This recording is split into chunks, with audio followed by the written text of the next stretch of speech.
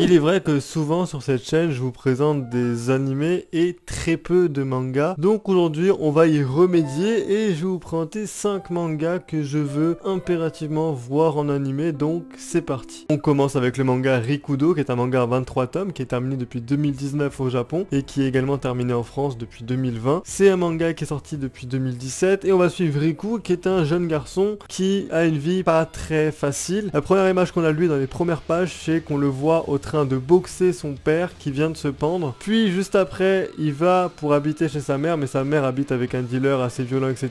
Il va mettre une énorme droite à ce dealer, il va le tuer. Donc il va être placé dans un foyer et il va se dire que il va s'entraîner pour la boxe pour protéger les gens qu'il aime. Il va aller voir un Ligue Champion qui va dire non, moi je t'entraîne pas, par contre mon ancien entraîneur Baba peut pourquoi pas t'entraîner. Ce qu'il va faire, à partir de là on va suivre son parcours en tant que nouveau boxeur professionnel. Et j'avais adoré le manga, je l'ai toujours pas fini, mais je suis quand même choqué que 6 ans après la fin du manga au Japon, il n'y ait toujours pas d'annonce ou de rumeur d'un animé, parce qu'on sait que les animés de boxe, les mangas de boxe, ça cartonne plutôt bien. Et celui-là, je trouve qu'il se démarquait pas mal par son dessin, par son histoire, par sa narration. Donc s'il y a un studio d'animation qui est intéressé, s'il vous plaît, faites-le. S'il y a des pétitions, n'hésitez pas à me les partager dans les commentaires, parce que je veux voir ce manga adapté en animé. Le deuxième manga, c'est Echoes, qui est un manga de Kei Sambe, qui est donc l'auteur de Eways, qui est l'un de mes mangas animés préférés. J'adore ce mangaka. Et dans Echoes, on va suivre Senri, qui est un jeune homme qui est l'unique rescapé d'un massacre qui a eu lieu dans sa famille. Ses deux parents ont été tués, son frère jumeau a été tué et c'est l'unique survivant. Il a été retrouvé au milieu des cadavres de sa famille. Sauf que vu qu'il avait un frère jumeau, il se souvient parfaitement de la douleur, de l'angoisse qu'a pu vivre son frère à ce moment-là. Et le seul indice qu'il a sur son assassin, c'est qu'il avait une cicatrice sur le bras gauche. On se retrouve donc 13 ans plus tard. Il a toujours un peu cette haine, cette colère en lui. Il veut à tout prix se venger et un jour il va voir un homme à la télé qui possède la fameuse cicatrice qu'il cherchait. À partir de ce moment-là, on va suivre sa vengeance et j'ai adoré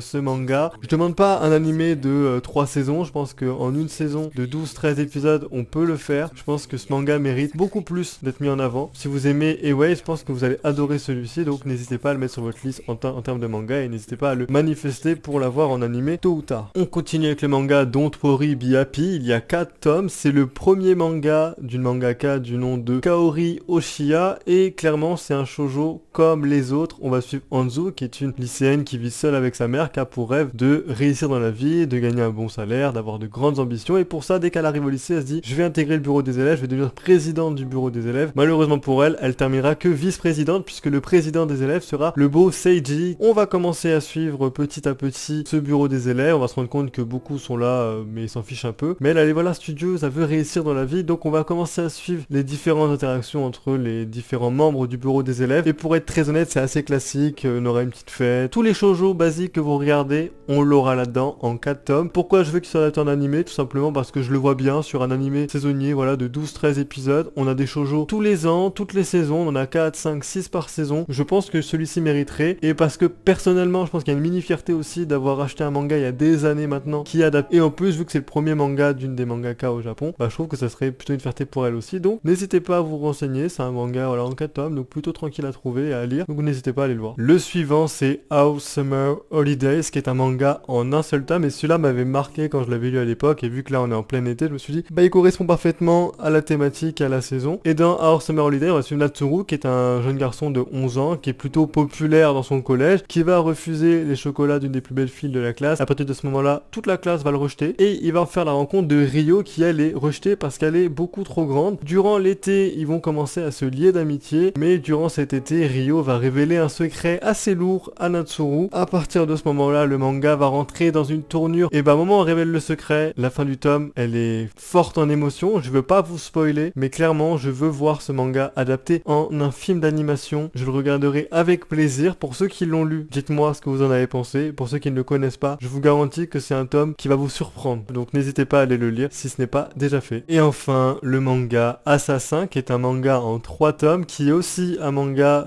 thriller, dramatique. On va suivre Jinsuke, qui est un jeune garçon de 10 ans qui vit avec sa mère, qui se prostitue pour pouvoir l'élever. Mais un jour, sa mère va se faire abattre devant ses yeux dans son appartement. Et avant qu'il se fasse tuer lui aussi, il va être sauvé par sa voisine, Mademoiselle Suzuki, qui est en fait une tueuse à gages, une tueuse professionnelle. Sauf qu'au moment où elle va sauver cet enfant, elle va se retrouver dans pas mal de problèmes, puisqu'ils vont être pourchassés par la police et par pas mal de monde. Donc donc ça va être un peu une course poursuite, essayer de comprendre pourquoi sa mère a été tuée, pourquoi cet enfant est poursuivi par la police, qu'est-ce qui se passe, quels sont les tenants et les aboutissants. Et bien tout ça nous est raconté en 3 tomes. J'avais adoré le manga, il y a aussi l'inspiration avec le film Léon pour ceux qui connaissent, et franchement je le vois bien en animé, pareil, un animé saisonnier de 12-13 épisodes. Il y a beaucoup de trucs comme ça en ce moment, My Homero, Airways, pourquoi pas Echoes. Et bah franchement Assassin, je dirais oui avec un grand plaisir. Donc voilà, n'hésitez pas à le mettre sur votre liste, moi j'avais adoré.